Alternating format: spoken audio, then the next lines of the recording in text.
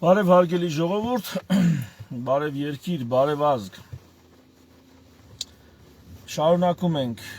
Արցախի, Արցախահայության իրավունքների, Հայաստանի Հանրապետության, նախընտրական թոհուբոհի, Նիկոլ Փաշինյանական ՔՊ-ական սանձարձակության եւ ելի մի շարք հարցեր, որոնց սկիզբը Արարատ Միրզոյանի ինքնախոստովանությունն է, որ ինքը համագործակցել է ԱԱԾ-ի հետ։ Ինքը համագործակցել է ազգային անվտանգության ծառայության հետ։ Եվ ոնց է ինքը ներկայացնում, սա շատ կարևոր բան է, ես նախապես ասեմ, Արարատ Միրզոյանի նկատմամբ որոշակի հարգանքով եմ լցված, անձնապես նրա անձի նկատմամբ, եւ այս ամեն ինչը առանձնակի իմ վերաբերմունքը չի փոխում, պարոն Միրզոյան, դա չի նշանակում, թե այդ հարգանքը տարածվում է նաեւ ձեր բանգաբութուրկա թիմակիցների եւ առավել եւս ձեր ճիվաղ ղեկավարի նկատմամբ։ Հա, բայց համենայն դեպս հիմա դուք հայտնվում եք իմ քննադատության թիրախում եւ կփորձեմ առավելագույնս արդարամիտ քննադատել ձեզ առանց պոպուլիզմի, առանց փաստերը ականջներից ձգելու, ինչպես դուք եք անում սովորաբար եւ ձեր թիմակիցները։ Եվ այսպես, Արարատ Միրզոյանը ինչա ասում։ Ասում է, ես եղել եմ Հայաստանի Հանրապետության ԱԱԾ համագործակցություն եմ ունեցել, եւ այնտեղ հարցնում են գործակալ բան, ասում չգիտեմ այդ ոնց է ձևակերպվում։ Գործակալը ինչա, ինքը ասում չէ, այդպես բան չկա։ Ես չգիտեմ ոնց է ձևակերպվում, այսինքն որոշակի տարեթվի իր բառն եմ ասում։ Ինքը համագործակցել է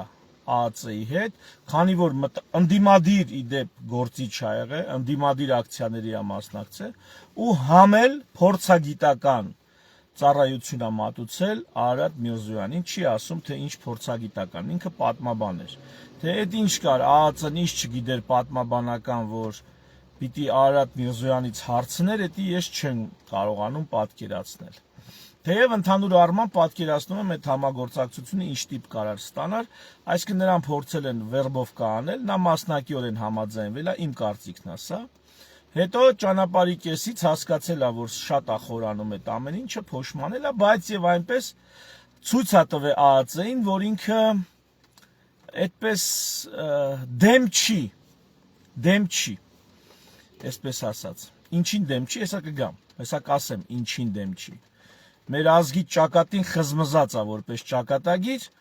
որ մեր երկրի իշխանությունները պիտի լինեն ԱԱԾ կամ ԿԳԲ գործակալներ։ Եթե ԿԳԲ գործակալ չես կարա դու լինես Հայաստանի Հանրապետության քաղաքական կամ պետական վերնախավում, չես կարող լինես Հայաստանի Հանրապետության ղեկավար։ Այս հայտարարությունը անում եմ անցյալը պատմությունը դիտարկելով, որովհետև առաջին նախագահը Լևոն Տեր-Պետրոսյանը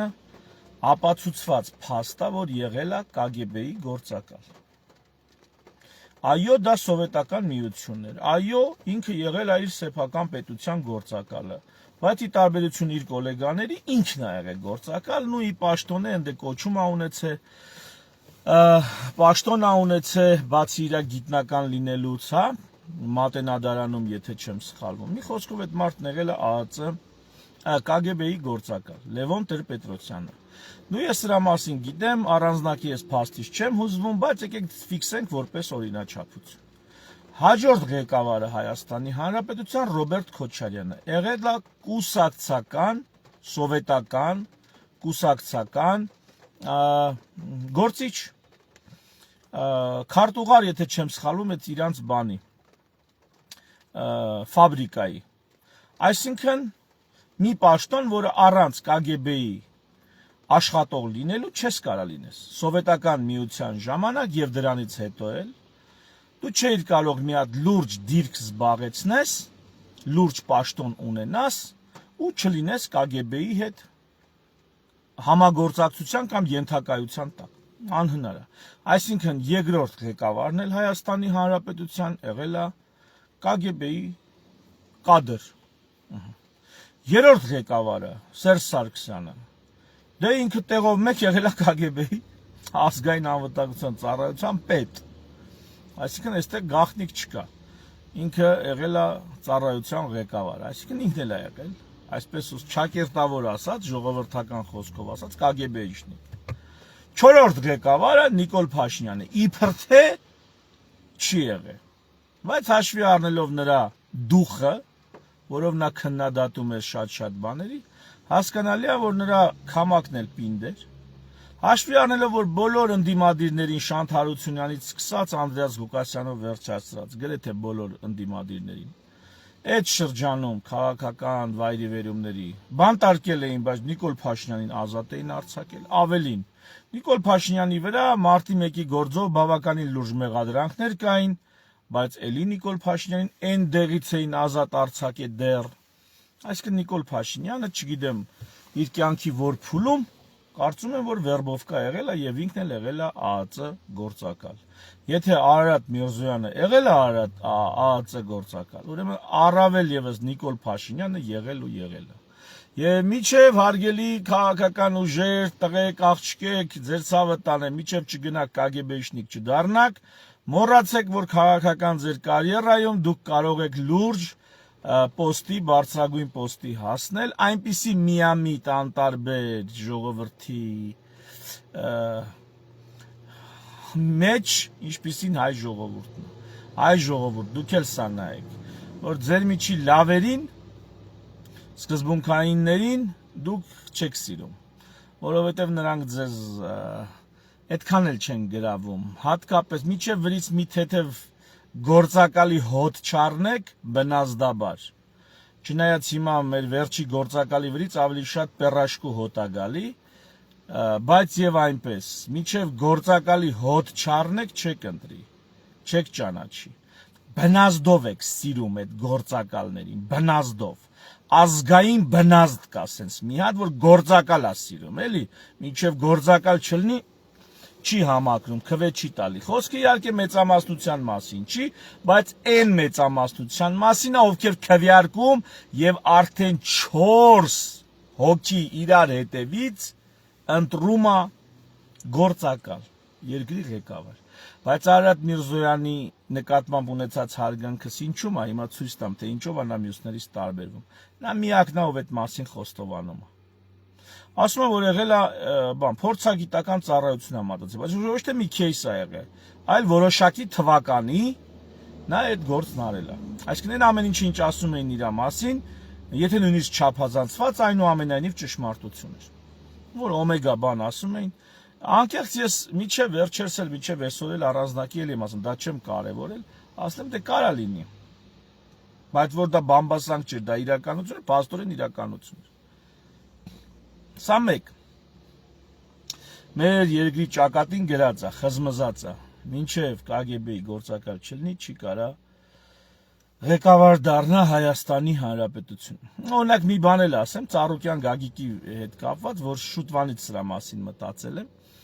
Հա, ես մտածել եմ, որ նույնիսկ այդ օլիգարխներն են ԱԱԾ գործակալ կամ KGB-ի գործակալ, այսինքն չեն կարա իրանք չլինեն FSB-ից կամ ԱԱՑ-ից ու իրանք այդքան արտոնություն ստանան կամ չհամագործակցեն FSB-ի կամ ԱԱՑ-ի հետ, ու իրանք այդպիսի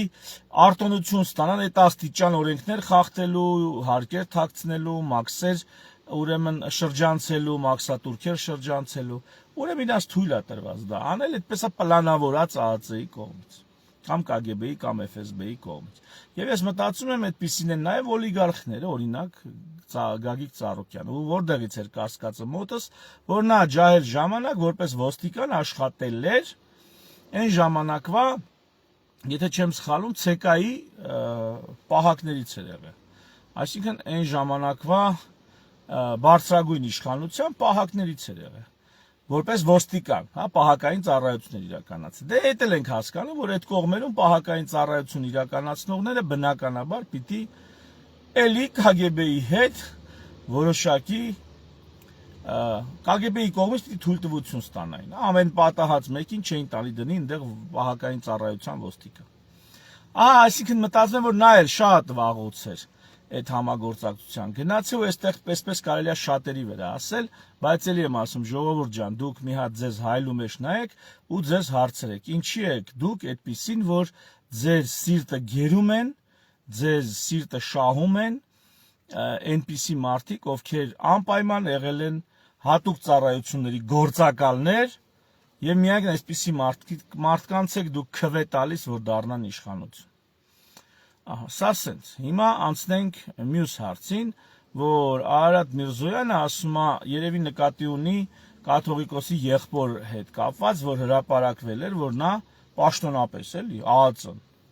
չգիտես ինչու հրապարակել էր, որ նա KGB-ի գործակալ է եղել, ու ԱԱԾ-ն ասում է, բանը, Արարատ Միրզոյանն ասում է,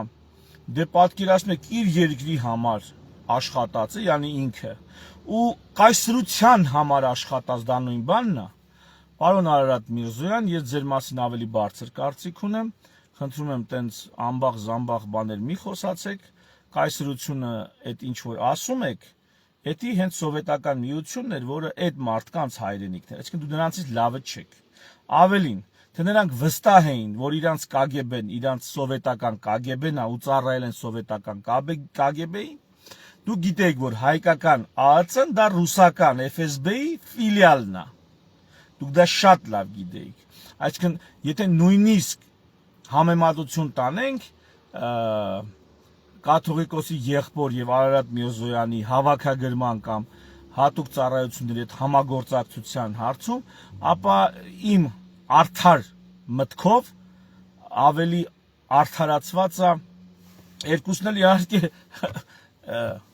երկուսին էլ իհարկե շատ վատ աչքով եմ նայում, բայց դա թողենք ասեմ, դա իմ ներքին սուբյեկտիվ տրամադրություն է, ես չէի անի տենց։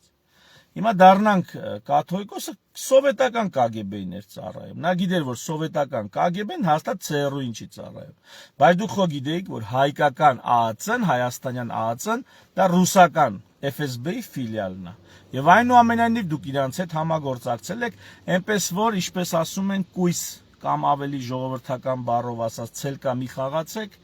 ամեն ինչ շատ պարզ է, որ դուք իմանալով, որ համագործակցում եք մի կազմակերպության հետ, որը ռուսական FSB-ի ենթակայության տակ է, դուք այդ ծառայության հետ համագործակցել եք։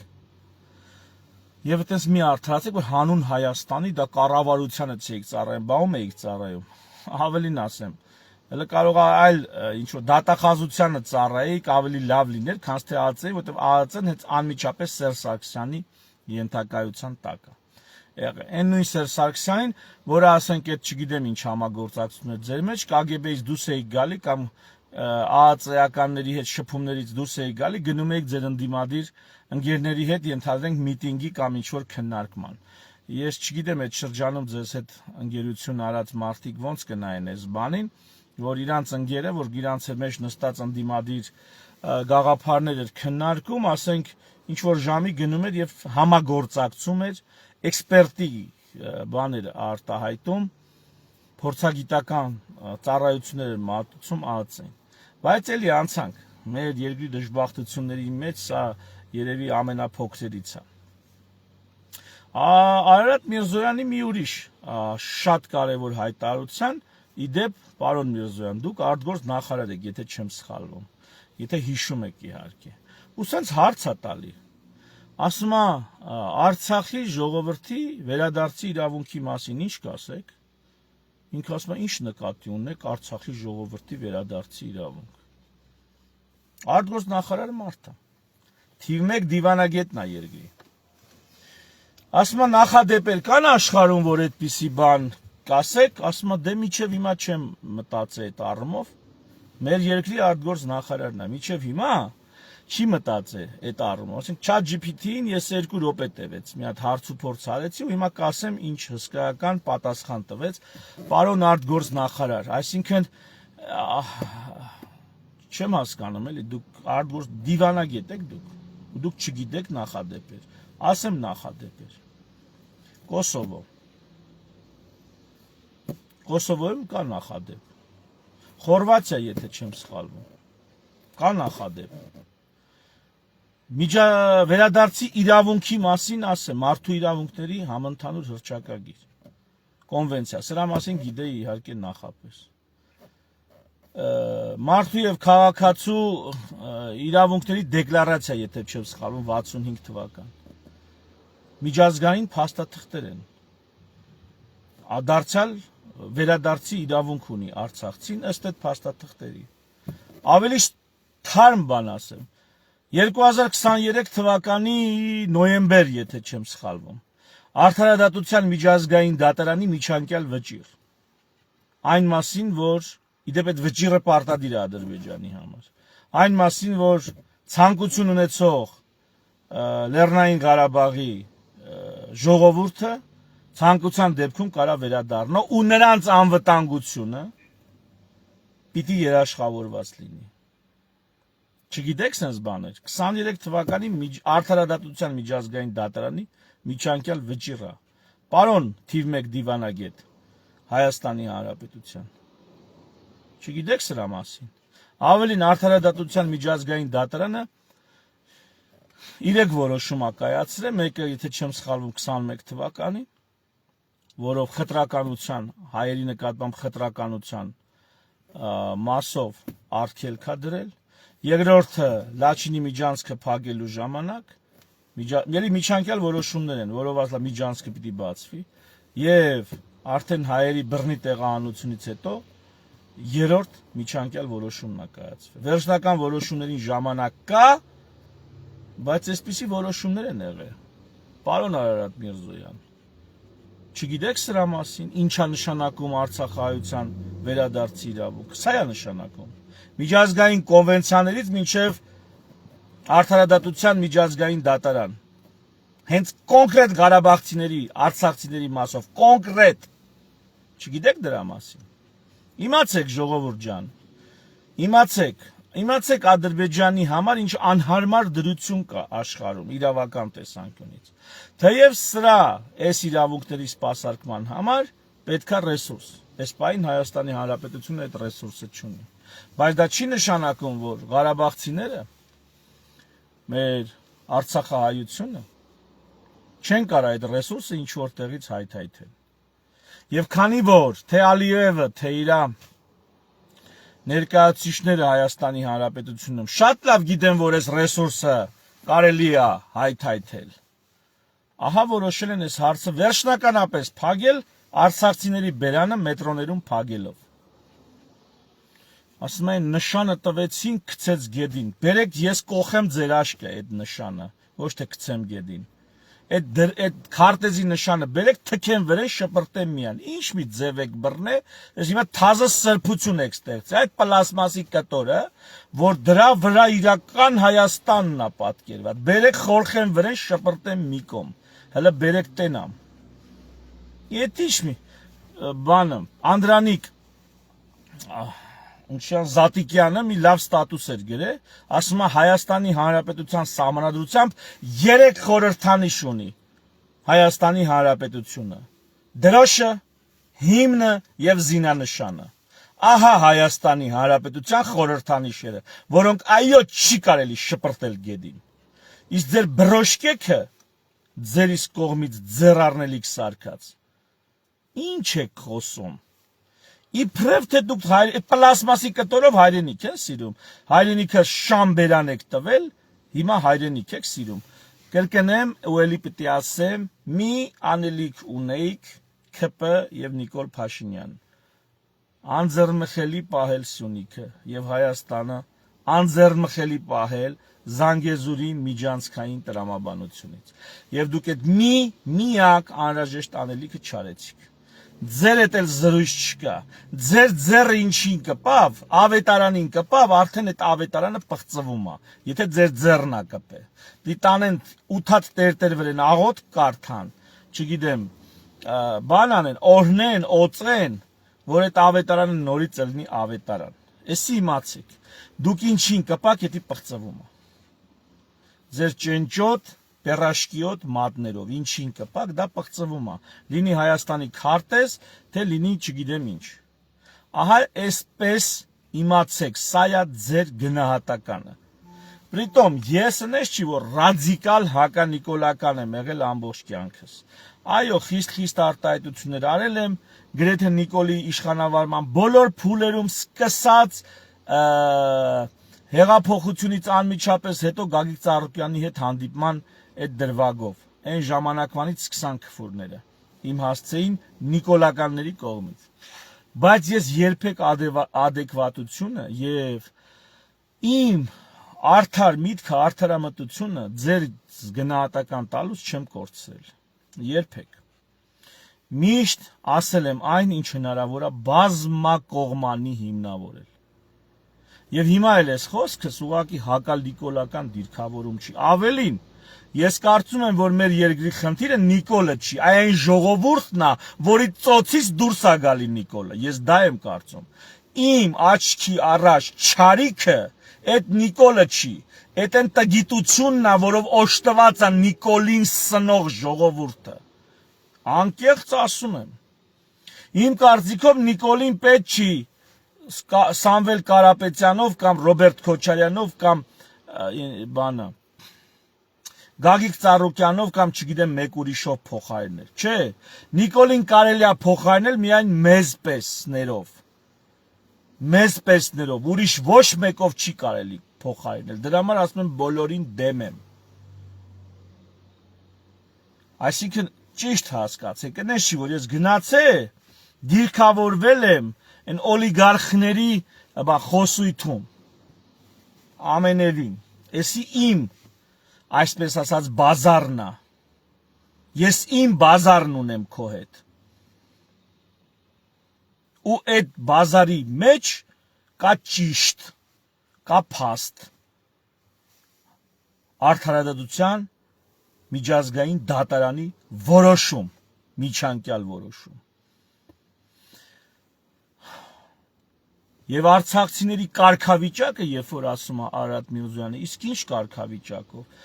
Թիվ 1 դիվանագետը մեր երկրի դուք եք, պարոն Միրզոյան, այդ ում եք հարցնում, լրագրողին ինչ կարգավիճակով։ Լրագրողը պետք է ասի, լրագրողն է ու չի հասկանում։ Եվ այդ հարցը մնում է անպատասխան, ինչ թվում է դուք ինքներդ պետք է այդ հարցին պատասխանեք։ Ասեմ ինչ կարգավիճակով, էլի ըստ միջազգային ընդունված նորմերի։ Այնպիսի կարգավիճակով, որով երաշխավորված կլինի արցախահայության իրենց բնորանում ապրելու անվտանգությունը, սեփականության իրավունքը եւ խտրականությունից զերծ լինելը։ Ահա թե ինչ կարգավիճակով։ Այն հեքիաթը, որ պատմում եք, որ գգնան դպրոց, որտեղ հայերեն չի լինի, այն որ հայերեն պիտի լինի դպրոցներում, որոնք հայերն են գնում, կամ ասորերեն պիտի լինի դպրոցներում, որտեղ ասորիներն են գնում, կամ եզդիների լեզուն պիտի լինի դպրոցներում, որտեղ եզդիներն են գնում, դա միջազգային իրավունքի, մարդու հիմնարար իրավունքների պահանջ է։ Պարոն Արարատ Միրզոյան, դիվանագետ մարդ եք դառել, արտգործ նախարար եք, չգիտեք ես նրբությունները, պետք է բժիշկը գա ձեզ ասի։ Բժիշկը բան ու գործ չունի։ Հիվանդներին բուժի, դիագնոզները դնի, գլուխը ցավի տակ դնի, հետո գնա դիվանագիտություն, միջազգային իրավունք, բանը, մարդու իրավունքներ ուսումնասիրի, որ գա կարողանա ձեր անգրագիտությունը, համատարած անգրագիտությունը, լուսաբանի, հա։ Բժիշկը բան ու գործ չունի, գիտեք։ Բայց էտա գինը։ Ուզում ենք երգիր, ուզում ենք լավ երգիր, կապ չունի ինչ մասնագետ ես։ Պետք է քո ուժերից չափով, քո ջանքի ու կամքի չափով մասնակցես այս բարդակի կարգի հրավիրմանը։ Միահեծան բարդակի, սա պարզապես քաոս չի։ Սա կառավարվող քաոս է։ Դա ի՞նչ է նշանակում։ Նշանակում է, եթե հենց չկառավարես այս քաոսը կհամակարգվի։ Կարգ ու կանոն կստանա։ Հատուկ պետք է կառավարես, որ այս քաոսը մնա քաոս ու ավելի այլանդակվի։ Ոնց պետք է կառավարես։ Պետք է KGB-ից նշանակես երկրի ղեկավար։ Պետք է ռուսական FSB-ի ենթակայության տակ եղած ԱԱՑ-ից նշանակես երկրի ղեկավար, հետո այն մյուս երկրի ղեկավար, հետո աճացնես բերթերի մի հատ կռիս, որ բերես էլի հետո սարքես ստեղ ղեկավար։ Որի թիմում մի ազնիվ մարդ կլինի, ով կասի, հա էլի ես KGB-ի գործակալ եմ։ Գործակալ չի ասի, կասի ես համագործակցել եմ։ Ահա։ Այսպես պետք է կառավարես այս քաոսը։ Իսկ նրանք արևմտյան շահառուները Նրանց խո պետք չի ստեղ խելքը գլխին երկիր, խելքը գլխին ժողովրդով։ Նրանց էլի պետք է հեշտ կառավարվող, բայց ավելի նուրբ են էլի նրանք, ասենք չագուջով գլխի տալու փոխարեն փողը կտան, կշինեն կեթան, կկառուցեն կգնան, դա նկատի ունեմ։ Բոլորին դեմ եմ նախաձեռնության շրջանակներում ես պարտավորվել եմ, որ պետք է հայոյանք չօգտագործեմ։ Ինչպես տեսնում եք, միջև այս պահը, այսպես կարմիր գծի վրայով գնում եմ, հələ որ կարմիր գիծը, որը խոստացել եմ, չեմ խախտել։ Ու չեմ խախտելու։ Ահա։ Ասենց խոստացել եմ պիտի անեմ, այլևս ես իրավունք չունեմ հայոյելու, ոչ մի դեպքում։ Ահա։ Հիմա գանք ինչին։ Հիմա գանք Արցախայության հարցերը պատերազմին։ Նախ գանք այն մտքին, որ այսօր դրա մասին մի րոպե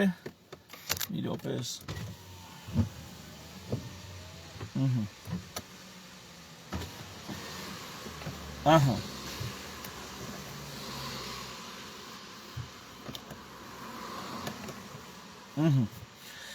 Գանք պատերազմին այն մտքով, որ նայեք, Նիկոլենք ես քանի ամիս են չեն ասում, խաղաղություն է, վերջ խաղաղություն է, ինչ են ասում, քանի ամիս այդ չեն ասում, հիմա թազա բան են մտածել, ասում չէ, եթե Նիկոլ Փաշինյանի բառացի ցիտում եմ, եթե սահմանադրական մեծամասնություն չհավաքեն պարլամենտում, ապա սեպտեմբերին կլինի անողոք պատերազմ, խելքի հաշեցի։ Գիտեք ինչ նշանակում սահմանադրական մեծամասնություն։ Սահմանադրական մեծամասնությունը դա 67%, ոչ թե 50+1%, ոչ թե 50% +1 մանդատ, այլ 67%։ Ասում եմ, մինչև 67% պարլամենտում չհավաքենք, պատերազմ է լինելու։ Ցանդել եք ժողովուրդ։ 67%, լուրջ 67%, այդքան Նիկոլապաշտ որտեղից եք ճարելու։ Որտեղից պիտի ճարեք այ մարդ։ 67%, պատկերացրեք ինչ խնդիր է դրած իրանց առաջ։ Թե չէ ասում է պատերազմ է լինելու։ Քանի կան խաղաղություն էր։ Ինչ պատերազմ, ինչ բան, խաղաղություն են բերել։ Հիմիվ դրող պարզվում է չէ, այդքան էլ խաղաղություն չի։ Խառնվեք իրար, ահաբեկվեք։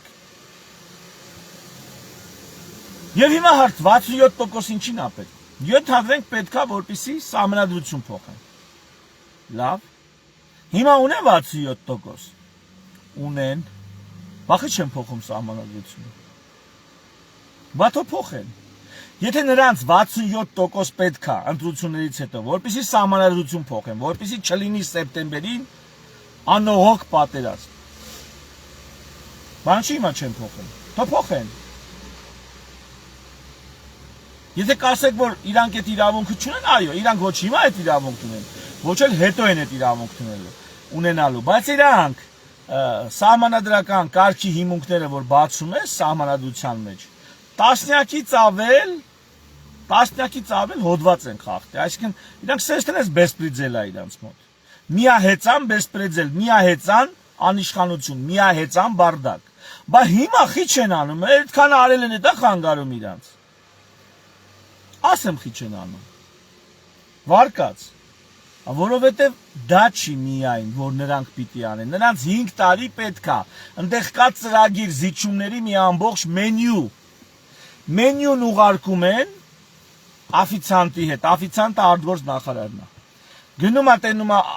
ադրբեջանական Բայրամովին, ասում է եսի մենյուն ինչ կցանկանաք, շեֆը ինչ է ուզե, Ալիևն դեց ասում է, այսի եմ ուզում, պիտի գան էտի անեն, արդեն խոսացել ենք, անկլավներ, փախստականների վերադարձ, սահմանների իրանց հարմար ձևով, չգիտեմ, սահմանագծում, դելիմիտացիա, ինչ էր, դեմարկացիա, դելիմիտացիա, այնպես պետք է այդ ամեն չարի, որ տիրող իշխող բարձունքներին մնան ադրբեջանական դիրքեր,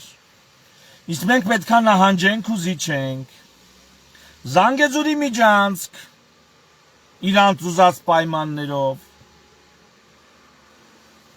5 տարվա ծրագիր կա, դրա համար սահմանադրությունը հիմա չեն փորձում փոխել, գցել են ընտրություններից հետո, որ յանի դա է պատճառը, էդ էլ ու պրծ, Էս մի հատն էլ կբռնաբարեն ու վերջ։ Երեք օրինակը բերել եմ արդեն։ Կկույն ասում են ձակիտ քցի թե չէ հրեր են կացինը սրած դրած գնամ բերեմ ծառդ կդրեմ։ Ձակիտ տուր։ Էս մի ձակիտ էլ բդի տաս։ Իբր թե, էլ խաբար չեն։ 5 տարի պլան ունեն հանձնելու եւ զիջելու։ Մյուս պատճառը, ասեմ, ինչու։ Մյուս պատճառը, որ հիմա եթե դնեն հանրակրվեն ու պատկերացրեք ժողովուրդը գնաց ու ոչ ասեց, ինչ են անելու։ Ինչ են անելու։ Ու ասենք թե ընտրություններին չընտրվեցին։ Ավելի լավ է հիմա ահաբեկ են պատերազմով, այն պատերազմով, որը վրոձի չկար, պրծել էր։ Արդեն խաղաղություն էր սկսել։ Ավելի լավ է հիմա ահաբեկ են պատերազմով։ Հետո կգնան ընտրություններից հետո, եթե կհավաքեն ինչ-որ ձայներ,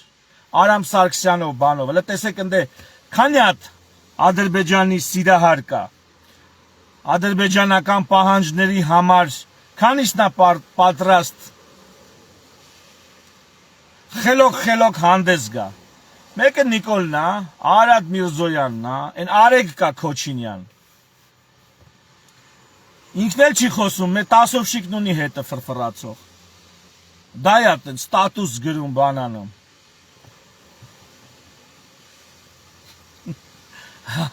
Տես կան մի քանի հոգի, Արամ Սարգսյանն է,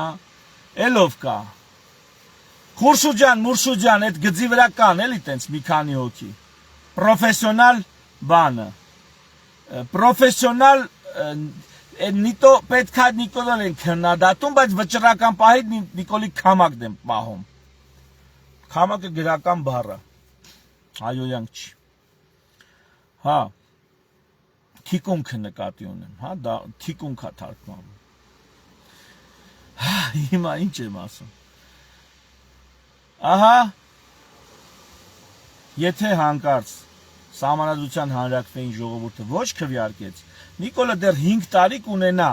այս կամ այն պատրվակով բավարարել Ադրբեջանի պահանջները։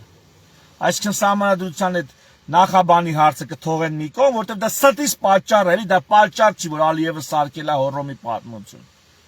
Դա պատճառ չի։ Այնտեղ շատ ավելի լուրջ պատճառներ կան, որից ամենակարևորը Արցախյան հարցի վերջնականապես փակումն է։ Հա, էդ էլ ասեմ, ես Արցախյան շարժման մասնակից չեմ։ Ես Արցախյան շարժման կողմնակից չեմ, արա ես ճշտի կողմնակից եմ։ Ճշտի կողմնակից, կա ճիշտ։ Ասա այդ ճիշտը ընկեր։ Երբ որ Բագրատ Սրբազանը վեր կացավ, ասեց ես եմ ասի, Արցախյան շարժում երկուս է անում, ու ես համաձայն չեմ դրա հետ։ Համաձայն չեմ ընկեր։ Ինչ ասեմ, առնվազն դրա ժամանակը չի։ Առնվազն, ես չգիտեմ էլ այդ ժամանակը կգա թե չի, բայց ճիշտ կանգեր Արցախցին ունի իրավունք, ոչ ոք չի կարա այդ իրավունքը չեղարկի։ Ոչ ոք չի կարա մեզ արգելի, որ մենք մեր երկրում դրա մասին խոսանք։ Դրա մասին բարձրաձայնենք, պետք է լինի գոռանք, պետք է լինի հայոյենք։ Ոչ ոք մեզ չի կարա դա արգելի։ Բայց ինչի է մեզ սեփական երկիր պետք։ Բայց կմտնենք մի երկրի տարածք, այդ մի երկրի նորմերով էլ կապրենք։ Տվյալ դեպքում ամենահարմար տեխնացուն ոնց հասկանում եմ Ադրբեջանն ու Թուրքիան են։ Հա Նիկոլ Փաշինյան, ինչ ասիր։ Հանրակրվեի դիր է հարցը օրինակ։ Ես համոզված եմ, եթե Հայաստանում կա այնքան մարդ, որ 67%-ով դու պետք է պարլամենտ անցնես, եթե Հայաստանում կա այնքան մարդ, որ պետք է Ադրբեջանի ախու վախու գնա այո քվեարկի քո առաջարկած սահմանադրությանը, եթե Հայաստանում այդքան այտենց մտածող մարդ կա, մի անգամից դիր Թուրքիայի կազմ անցնելու, Թուրքիայի Ադրբեջանի հետ միացյալ պետություն դառնալու հարցը դիր հանրակրվեի, մի անգամից։ Եթե այդքան մարդ կա Հայաստանում, որ կողմա քեզ 67%-ով ու 50+1%-ով պետք է քո սահմանադրությանը այո ասի, то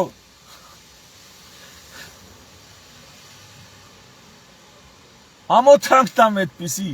ժողովրդին, մի անգամից դի Թուրքիայի եւ Ադրբեջանի հետ միացյալ պետություն հաստատելու մասին օրինագիծ։ Հանրակրվեի դիր այ մարդ։ Շվեյցարիային ոնց է, կա չէ 3 պետական լեզու, 3 թե 4, իտալերեն, գերմաներեն, ֆրանսերեն, պետական լեզու, տենց է կլինի այս երկրում, թուրքերեն, ադրբեջաներեն նույն բանն է, մեկ էլ հայերեն,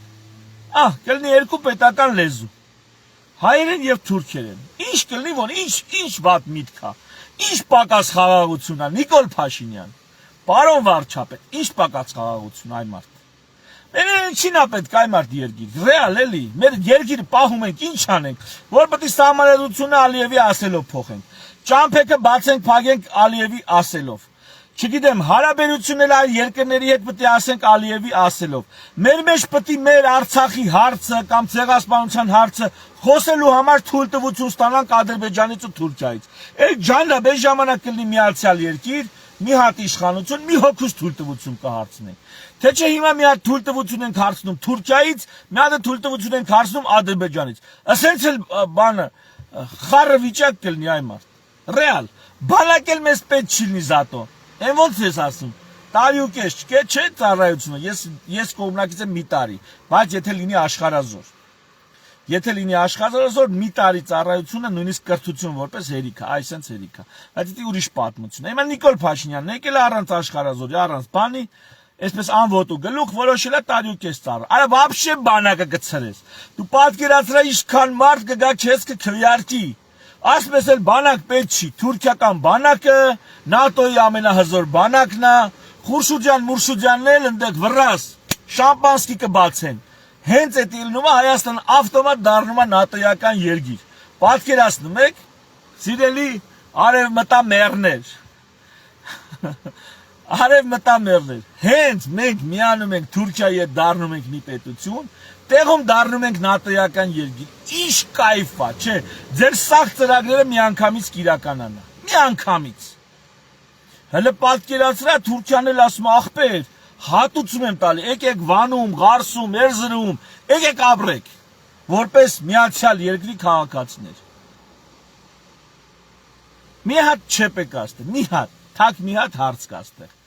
Ծով ելք կունենանք միանգամից, հələ պատկերացրա։ Էլի սահմանները փակեն, բացեն, տեղով բացվում է։ Էլի չա պետք, ասեք։ Երջանիկ երկիր լինելու համար, այլ ինչ է պետք։ Թուրքն էլ խո գիտեք, էլ առաջվանը չի։ Ոչ գենոցիդ կանի, ոչ կմորթի։ Արցախցիներն էլ հանգիստ կգնան Ստեփանակերտում կապրեն։ Պատկերացնում եք։ Ավելին դրոշը ավելի կպարզանա։ Հիմա կարմիր, կապույտ, բան ծիրանագույն, խառը վիճակ է։ Մի հատ կարմիր գույն առնում ու պրզնում ես։ Պատկերացնում եք, Արարատ սարն էլ մերը կլինի արդեն։ Վստահ կարանք, ասենք որ Արարատն էլ է մերը, Արագածն էլ է մերը, Արարատ Միրզոյանին էլ Արաբատ չեն ասի թուրքերը դիտավորյալ, չոտքի կասեն Արարատ։ Հələ պատկերացրեք, մի հատ պրոբլեմ կա ստեղ։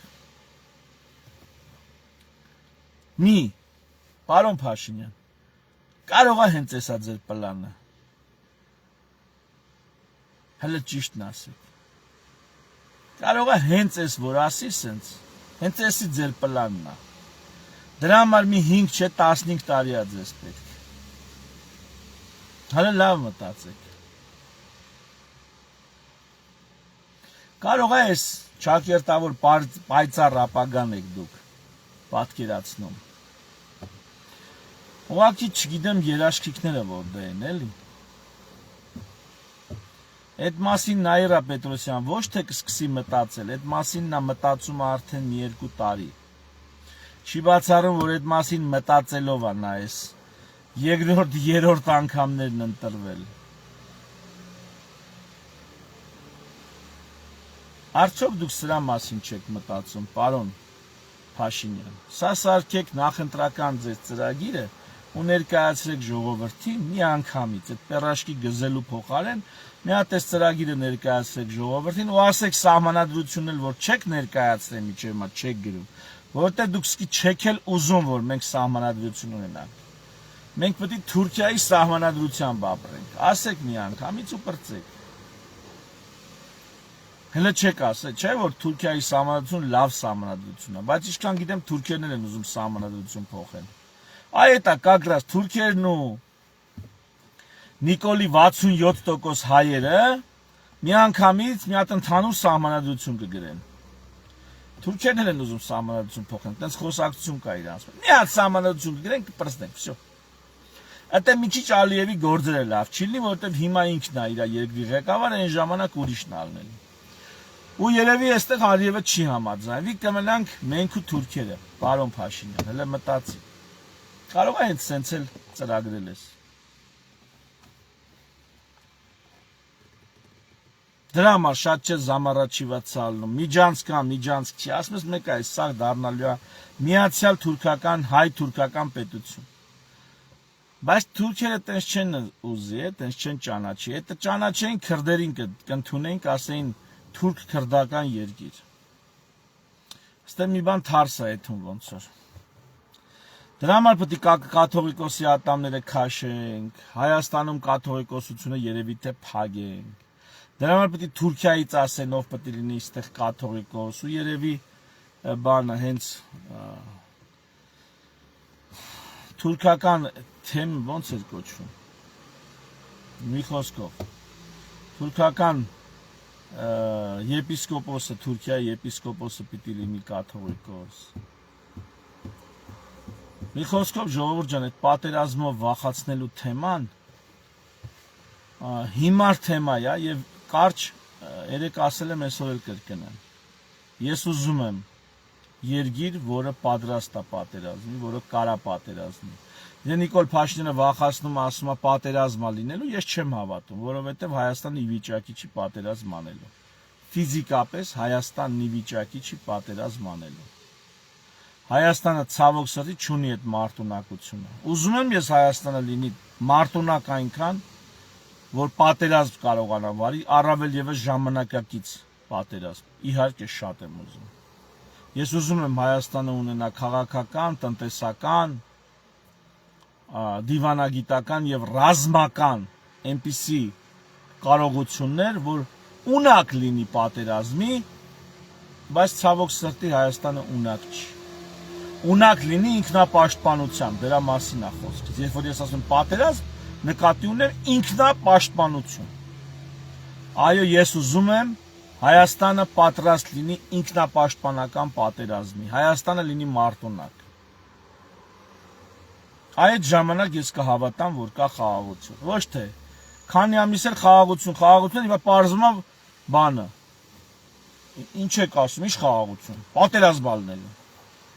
Տարվա սկզբում բանը, սեպտեմբերին ուրեմն հայտարարում որ խաղաղություն է, հետո բանը, մարտին հայտարարում որ պատերազմ է, հետո էլի սեպտեմբերին հայտարարել է որ խաղաղություն է, մարտին վախեցեք, խառնվեք իրար որ պատերազմ է։ Այս ժողովրդի հոգեկան վիճակը հերիք չի, խառնշտեք, խանգարեք, հերիք չի, պարոնայք։ Էլ ինչ Արարատ Միրզոյանը, մի բան էլ, որ, այլի Արարատ Միրզոյանի խոսքին անդրադառնամ, թե իրանք ինչ պետք է անեին, պետք է զիջեին հողերը, պետք է պատերազմ չանեին, պարոն Արարատ Միրզոյան, այդ լրագրողներից վազնանցի, այդ էլ ասեմ, դուք լրագրողներին հատուկ ջոգում եք այնպիսի մարդկանց, որ չկարանան ձեր հետ նորմալ հարցեր տան, նորմալ վեճ անել։ Բացառիկ մի երկու տաղանդավորները կան, խիստ տաղանդավոր լրագրողներ, նրանցից չհաշված են մնացածը, ոնց որ բանը, հատուկ մշակած լնեն, որ ասենք թերի միջնակարգ ինտելեկտից են կողմ չանցնի իրանց ոչ հարցերը, ոչ պատասխանները, ոչ էլ նրանց զրուցակցի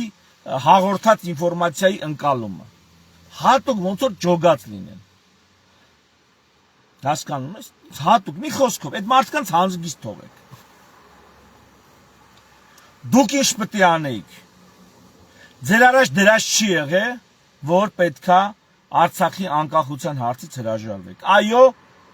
դիվանագիտական լեզվով էդի պետքա այսպես հետաձգվեր։ Դուք էլ եք հասկանում, որ դա հրաժարվելու պես մի բան է, բայց ոչ իրական հրաժարում։ Բայց դե ուրիշ հարց է։ Դուք կարայիք ասեք, որ այ մարդ Սերժը եկել էր զիջելու վախտը, իշխանությունը տվել է մեզ, որ մենք զիջենք։ Ճիշտ է, կարայիք ասեք։ Այդքան բան։ Պարոն Արարատ Միրզոյան, առաջի օրվանից կարայիք ասել, որ դու KGB-ի իշմար արած մարդն ես, KGB-ի հետ քո գործանելու հաշվին քեզ ճանաչել են adekvat, կառավարելի, ենթարկվելի, քո ատամները հաշված է, քո շեֆին առավել եւս, որը կարծում եմ քեզանից ավելի բարձր KGB-ի հետ գործարքների մեջ է եղել։ Կարեք խոստովանեք, որ դուք էտեք, ԱԱՑ-ական եք, FSB-ի ֆիլիալ ԱԱՑ-ի կոնտրոլի տակ եք, Ձեզ տրվել է իշխանություն, որ դու Ղարաբաղը վերադարձնեք, գրաված շրջանները վերադարձնեք։ Կարեք էդի ասեք։ Էդ ասեք։ Ոչ գնայիք պատերազմի, ոչ էլ չգնայիք պատերազմի, ոչ զիջեք, ոչ էլ չզիջեիք։ Ճիշտը ասեք, որը տենց է։ Դրա գինը ձեր իշխանության գալու գինը Ղարաբաղը հանձնելն է։ Կարայք ասեք։ Կարայք ասեք, որ այդ նույն առաջարկ դարվել է Կարեն Կարապետյանին, վարչապետ, նախկին վարչապետ, եւ նա հրաժարվել է։ Հրաժարվել է վարչապետությունից։ Հրաժարվել է այդ քայլերից։ Կարայք ասեք, որ դուք վերցել եք իշխանությունը, այդ բերը իշխանության հետ վերցնելով։ Այսքան բան անեիք։ Ընդամենը։ Ես կարամ շարունակեմ, հետո ինչ անեիք։ Հաշվարկեիք, կարում եք պատերազմը հաղթեք, գնաք հաղթելու, պատերազմի, կարում եք դիմադրել։ Չեք կարում, չգնայեք ինչ բարդ բան կա ինգեր։ Հաշվարկում ես, դու չես կարում, այդքան խելք չունես։ Սկանդինավյան երկրներից բերում էիր մի հատ էքսպերտ խումբ, հաշվում էին քո բանակը, Ադրբեջանի բանակը, քեզ ասում էին, քանի օր հետո ես դու պարտության սպիտակ դրոշը տնկելու։ Ինչ բարդ բան կար դա։ Բայց սրա մասին չեմ խոսում։ Ինչ պիտի դուք անեիք, դուք պիտի խոստովանեիք, որ ձեզ իշխանություն տվել են, որովհետև Սերժենք պատերազմի կուսակցություն չէին։ Սերժենք չէին ուզում ոչ զիջեին, ոչ էլ ուզում էին պատերազմ անեին։ Որտեղ Սերժենք հասկանում էին պատերազմ անելուց կրվելու են, զիջելուց էլ դավաճան են կոչվելու։ Ու գցեցին ձեր վրա իշխանություն տվեցին։ Թե պատմության մեջ չլսված բան էր այ մարդ։ Սերժի պես կայուն նստած իշխանությունը, ամբողջ երկիրը ծալած տակը պարկացրած իշխանությունը, ինչը շատ վատ բան է, պարոն Սարգսյան։ Պարոն Սերժ Սարգսյան։ Այլանդականոց էր քո ղեկավարած Հայաստանը ու քո թիմն էր այլանդականոց ու դու ինքդ էիր այլանդականոց։ Ահա, էդ էլ ասեմ, չասեք Սերժին ջանջանա ասում, էլի, թեև Սերժի իմ համար տարբեր է։ Ամեն մեկն իր յուրովի տարբեր է, լավ, յուրովի, ամեն մեկն իր առավելություններն ունի ու ամեն մեկն իր աններելի արատներն ու թերություններն ունի։ Ամեն մեկն իր հակազգային եւ պետականակործան թե արատներն ունի, թե քայլերն ունի արած եւ ամեն մեկն էլ իր դրական կողմերն ունի եւ ամեն դեպքում երկրի համար այսքան թեկուզ արած լավ բան ունի։ Էդի ասեմ, այդ թվում Նիկոլը։ Բայց հիմա լավ, կարայիք ասեիք, որ Սերժը չգնաց պատերազմի, այ ընկեր, տվեց մեզ։ Չեստի ասեիք, ես ինչ կանեի։ Սերժին է կկանչեի, հետը կխոսայի զապիս կանեի, Քոչարին էլ կկանչեի, կխոսայի զապիս կանեի, Լևոնին էլ կխոսայի զապիս կանեի, գեներալերին էլ կխոսայի զապիս կանեի տեսանյութերով, սա գախնի։ Այդ սաղ զրուցով կսարքեի մի հատ ֆիլմ, ժողովրդին ցույց կտայի, կասեի տեսեք ժողովուրդ։ Բոլորը միաբերան ընդունում են, որ հողերը պետք է վերադարձվի, բայց ոչ ոք չի ուզում դավաճանի պիտակ վերցի վրան։ Միջազգային երաշխիքների տակ այդ շրջանները կտայի բանակին հրաման կտայի հետ դառնալ։ Իսկ եթե բանակը չլսեր մի հատ զորավարժություն կանեի, մի հատ զորավարժություն։ Կբերեի մի հատ նատոյական, էլի նույն սկանդինավյան երկրներից, թեկուզ ոչ նատոյական։ Կբերեի, կասեի մի հատ ստորաբաժանում, կասեի մի հատ զորավարժություն արեք։ Մի հատ ցույց կտայի բանակը ոնց է թարս կապուտը լնում մի հատ զորավարժության մեջ։ Այստեղ թիկունքում։ Ու կասեի այդ գեներալներին էլ, զինվորներին էլ, սպաներին էլ, կասեի տեսակ, մի հատ այդ բեսպիլոտնիկ ատական ցույց կտայի վրները, կասեի տեսակ, դիմադրում եք, չէ, բա ինչ եք ուզում, կոտորվել եք ուզում, ուշա, լիկվիդ եք, կդրվել ենք, 30 տարի ոչ մի բան, 30 չէ, 2000 թվից հաշվենք, քանիսներ, 18 տարի, 18-20 տարի ոչինչ չեն կարի, ախպեր ջան, չեն կարի, ընկեր, օրինակ սենց կանեի, Արարատ Միրզոյան, այնքան բան կարելի է, կամ եթե բանակըդ կարում ես 2 տարու ոտի հանեց, 2 տարում ոտի հան կրվի գնա, ոչ են է կարե, ասում է հիմա մեզ մեղադրում են, մեկը խիչ եք կրվե, խիեք, մյուսն ասում է խիեք կրվե, իրար ախպեր, որտև ամեն ինչի մեջ մեղավոր եք, ամեն ինչի մեջ մեղավոր եք, ամեն գալատ արել եք, համեն է կարե, ու իշտ էլ արել եք վատ է կարե,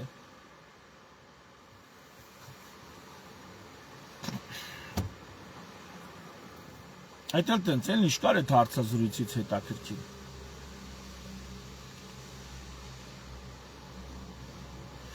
Սա կարող է անին է ասում, սա կարող է ուզում է տեխնատություն դնի, բժիշկ ուսուցիչ բան որ բոլորը դարձել են քաղաքակետ։ Հարգելի անի, հələ մի բժիշկ մի հատ նորից ասա, էլի։ Գիտես այդ ինչ է, աչոնջա։ Ես չգիտեմ, ձեր տանը բոլորը միասին, այդքան բարձրագույն կրթություն միասին վերցած ունեն, քան միայն ես եմ ստացել։ Նորից ասա բժիշկ։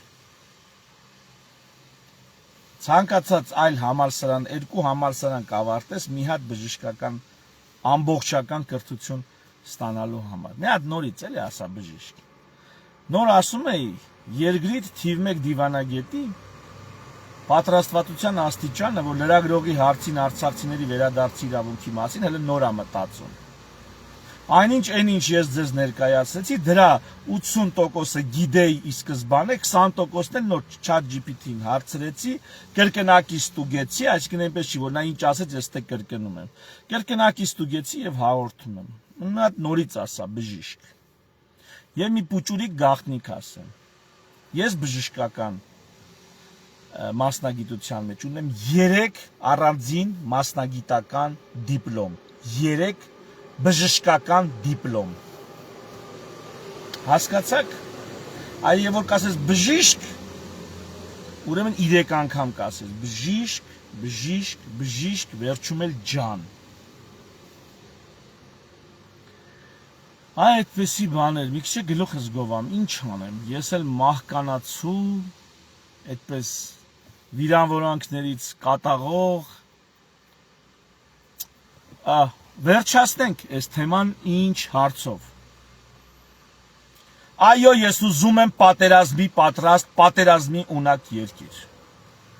Ես կերազեմ այն օրը, երբ Հայաստանում իշխանության կգան ուժեր, որոնք պատրաստ են պատերազմի։ Հարցեր, պարոն Փաշինյան։ Ու այս խոսքը կրկնելու եմ այսուհետ, եւ պատերազմ ասելով ես նկատի ունեմ ինքնապաշտպանություն, եւ պատերազմի պատրաստ լինել ասելով ես նկատի ունեմ մարտունակություն։ Այսուհետ գնացեք ու սաղ նիկոլականներին ասեք։ Հայաստանում կան մարդիկ, ովքեր ուզում են պատերազմի պատրաստ իշխանություն։ Եվ եթե Նիկոլը վախեցնում է մեզ, թե ինչ որ իշխանություն կա, որ պատերազմա ուզում, սուտ եք ասում։ Չկա այդպիսի ուժ, եւ որ շատ էլ ուզի չի կարա լինի, որովհետեւ չկա Հայաստանում պատերազմելու պոտենցիալ, տնտեսական, ռազմական, քաղաքական, դիվանագիտական եւ այլն։ Հայաստանը, որ շատ էլ ուզի ի վիճակի չի։ Եվ բոլոր նիկոլականներին ասեք, ես ուզում եմ պատերազմի պատրաստ երկիր ու իշխանություն։ Ու ես ամեն ինչ անելու եմ, որ իմ երկիրը դառնա պատերազմի պատրաստ երկիր, եւ ես ամեն ինչ անելու եմ, որ լինեմ պատերազմի ունակ իշխանություն։ Դե գնացեք, որտեղ ձեր կիսատ պռատ խաղաղությունը կասեք, պերաշկու հոտը վրից բանանող, վանյա տանող, այնտեղ մեր պատերազմն ու մարտունակությունն ու ինքնապաշտպանության իրավունքը կասեք։ Եղավ 67%-անոց հայրենակիցներ։ Թերևս այսքանը, շնորհակալություն ուշադրության համար։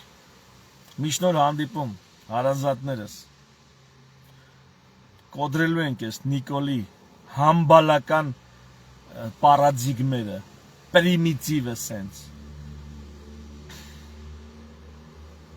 67%, ախորժակիտ կացախ։ Քեզ ու քո շիստյորկեքին, որոնք իբր թե տենց հայրենասեր հայրետանտենչներ են։ Իբր թե նատո են ուզում։ Ասեք Թուրքիա պրծեք, էլ ինչ եք ասում նատո։ Լավ այսքանը։ Լավ մնացեք։